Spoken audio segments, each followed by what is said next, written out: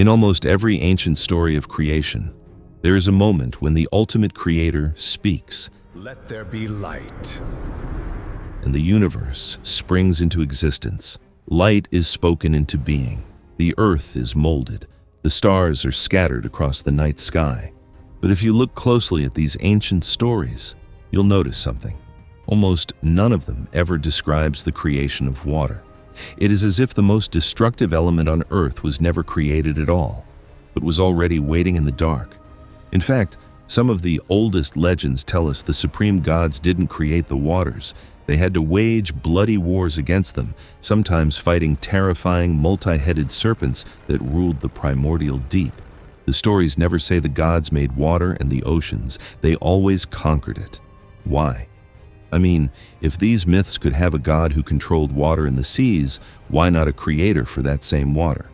And the even bigger question, was there ever a creation myth with a god who created water? And how exactly did he create it? Let's start with the most famous creation account of all, Genesis 1. The very first verse states, "In the beginning, God created the heavens and the earth." The second verse tells us the earth was formless and void, and darkness was over the surface of the deep. And then, we are told that the Spirit of God was hovering over the face of the waters. Read that carefully.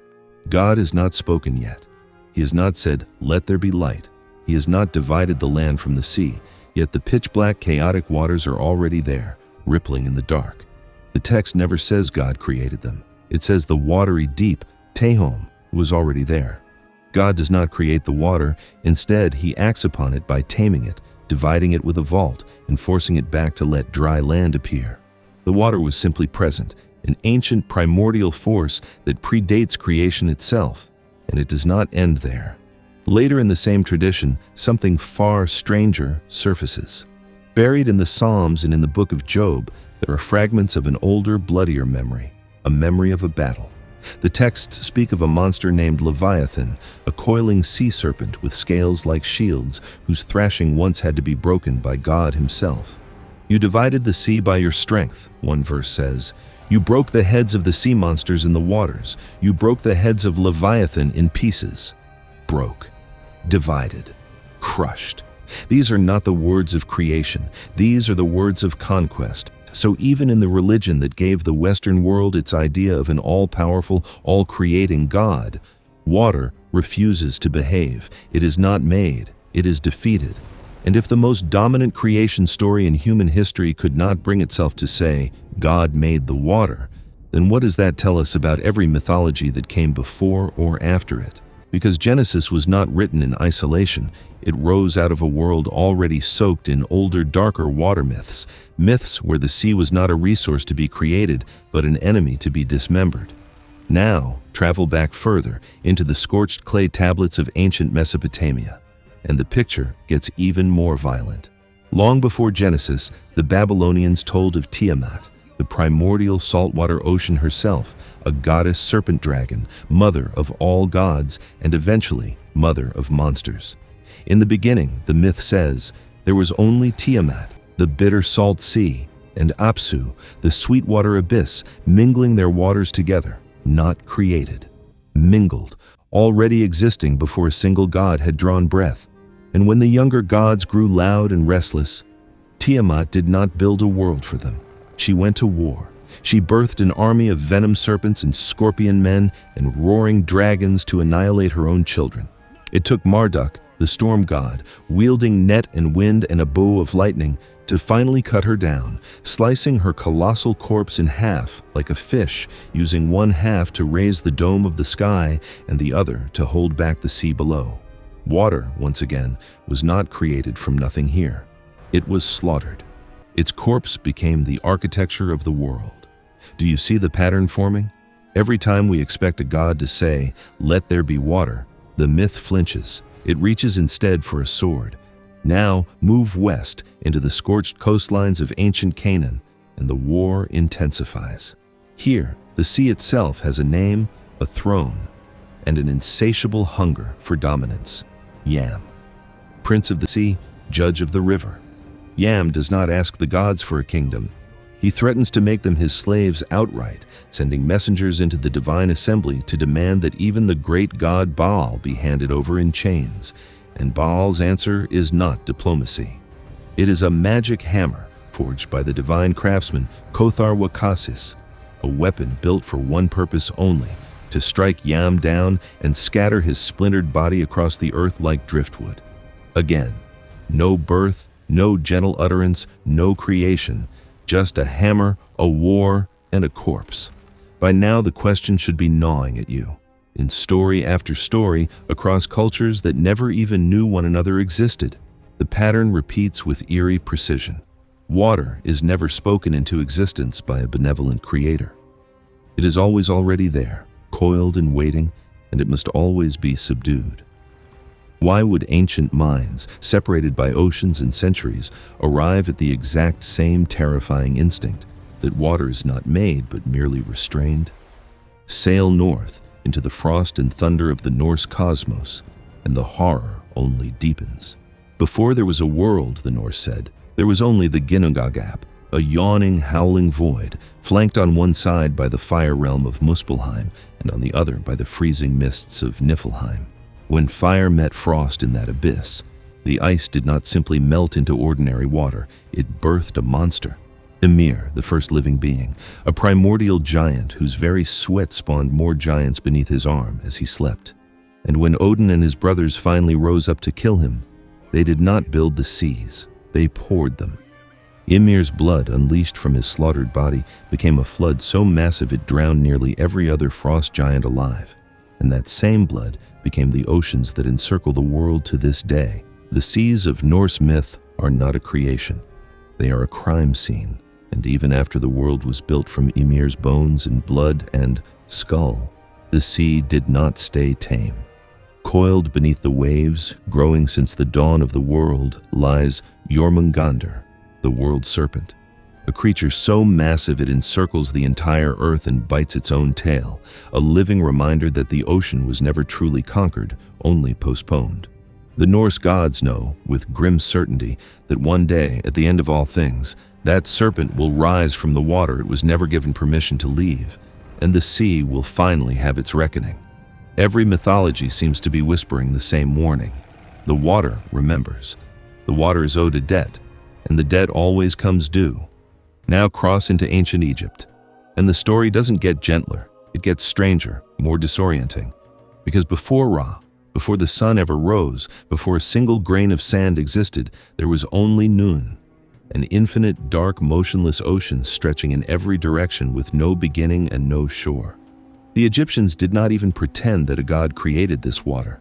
None was there before the gods. None was, in a very real sense, the womb that birthed the gods, the formless deep from which the very first mound of dry land, the Benben, rose like a gasping breath. Even Ra himself, the shining creator of light and order, is described as having emerged from those waters, not the one who made them, but the one they made possible.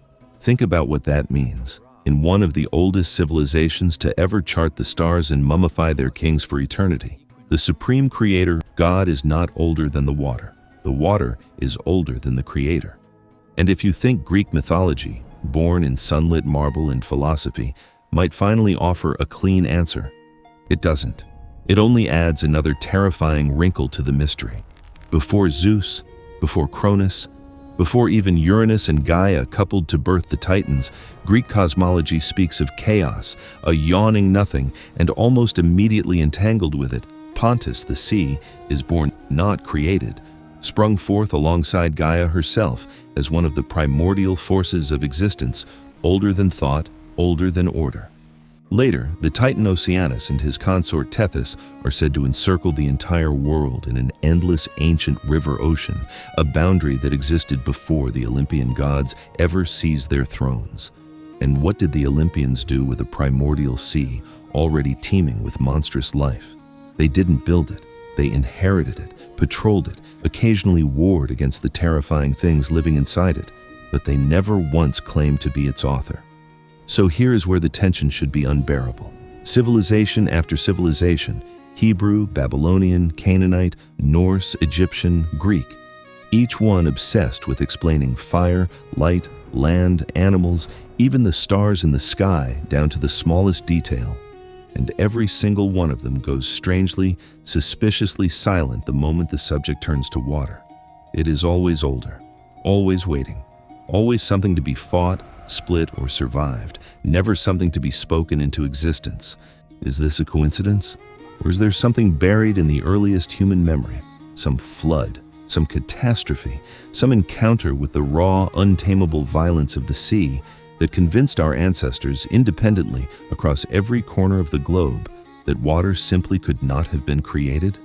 That it must have always existed, indifferent and eternal, long before any god dared to claim the throne of creation? Because if that is true, then somewhere out there, defying this terrifying global pattern, there should be no myth left standing that gives water an actual creator. The pattern should be absolute, unbroken, a wall with no gate, and yet, there is a gate, hidden in the deserts of the American Southwest, in the sacred texts of India, in the oral cosmologies of West Africa, in the painted codices of the Maya, and in the fire temples of ancient Persia. 5 traditions dared to do what almost no other mythology on earth was willing to do. They gave water a maker, a moment, a method. They looked into the abyss that terrified every other civilization and said, this too was created. And to understand how, we have to go back to the very beginning, not of the world these myths describe, but of nothing at all. Before gods, before enemies, before even a single drop existed anywhere in the universe. Because now, at last, we reach the answer the entire world has been circling around. And it starts in complete and total solitude. In the Zuni Pueblo tradition of Southwest America, in the beginning, there is no war. There is no monster to slay, no corpse to carve into an ocean. There is only silence, and one being alone inside it, Awonawilona, existing utterly by himself in a formless black void where nothing else stirs, nothing else breathes, nothing else exists. No enemy to fight because there is no other at all. Just consciousness floating in absolute emptiness. And then, the myth says, he does something no other creator in this entire investigation has done.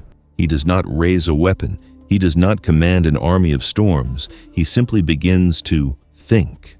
The ancient account records that Awonawilona conceived within himself and thought outward into space, and as that thought pushed outward into the nothing, something impossible happened.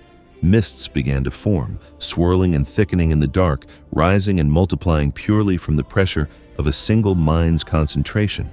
Those mists condensed, cooled, and gathered, and became the very first water the universe had ever known.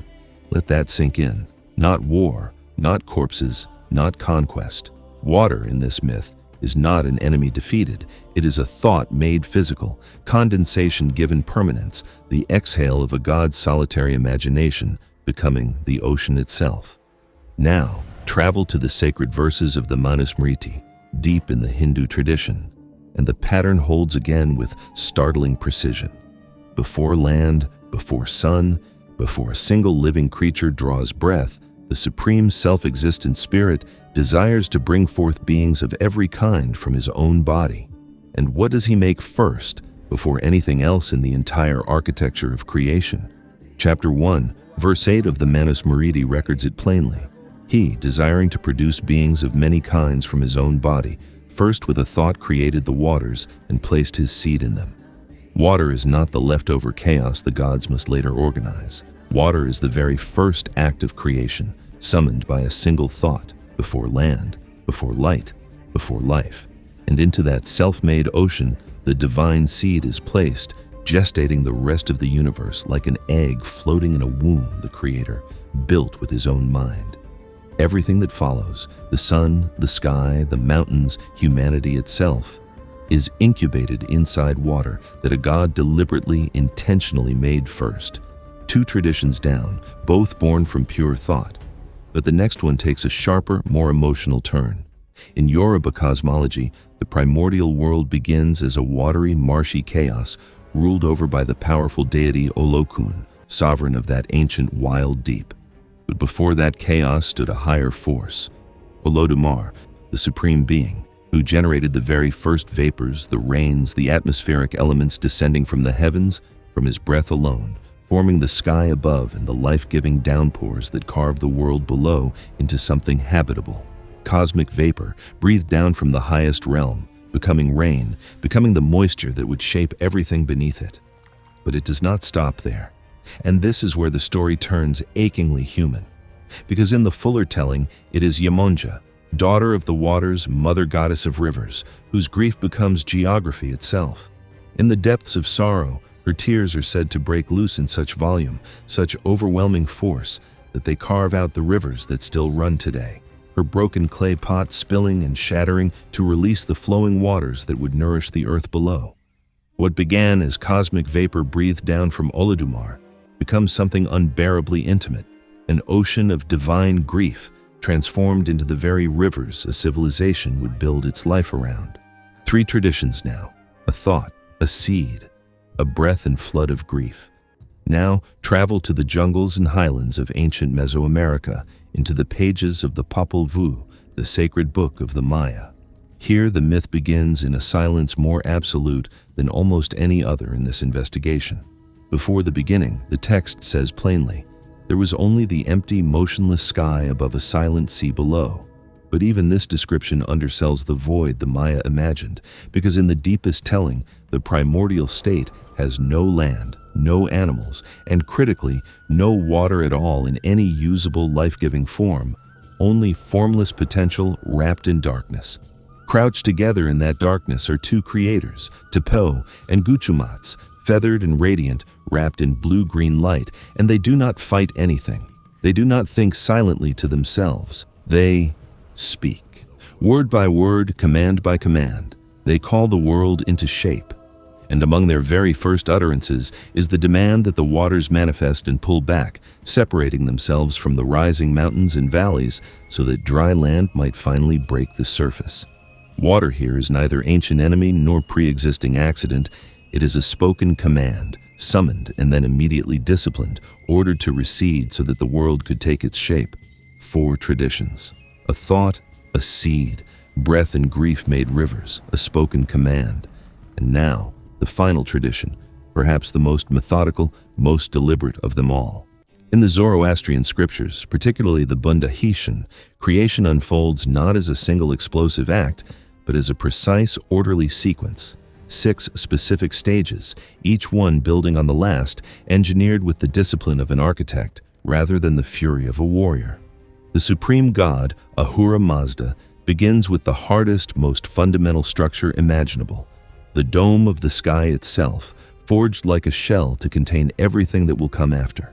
And then, immediately, deliberately, as the very next act, his second material creation is water. Not accidental, not pre-existing, fashioned, the ancient texts say, out of the lower substance of that newly forged sky. Water pours down and gathers to form Vurukasha, the vast cosmic ocean that will cradle every later stage of creation, earth, plants, animals, and finally, humanity. Water is not a threat waiting in the dark for this god. It is the second deliberate brick laid in the foundation of everything that exists. So there it is. After every serpent slain, every corpse carved into an ocean, every ancient civilization that flinched the moment the subject of water arose. 5 traditions scattered across deserts and jungles and mountains and river valleys that never once touched each other, independently dared to answer the question the rest of the world was too afraid to face.